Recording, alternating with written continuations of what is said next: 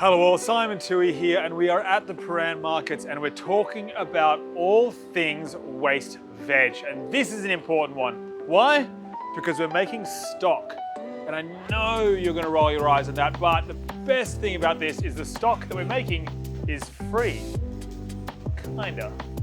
If you think about all of those onions and garlic and leek tops and parsley stems and parsnip heads and fennel leaves, all these things that you end up throwing out because you can't chew on them or eat them, we're going to use those to make the most beautiful vegetable stock you've ever had.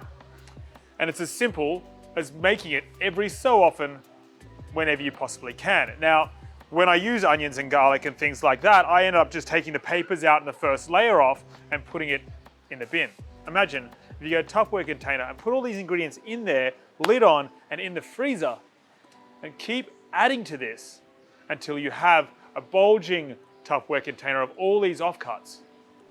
And then you put that into a pot of cold water onto the stove, bring it to temperature with some peppercorns and some bay leaves and any other aromats you've got. You could add anything on top. I've got a carrot that might not be doing so well in the fridge.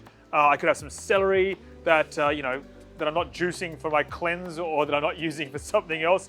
Let it bubble away for a few seconds, skim off all the impurities at the top. It's quite important, otherwise it gets a bit acrid. And then turn the heat off, put a lid on, and just let it sit for an hour. It's all you have to do, and you've got the most beautiful, flavorful, zero waste veg stock for free.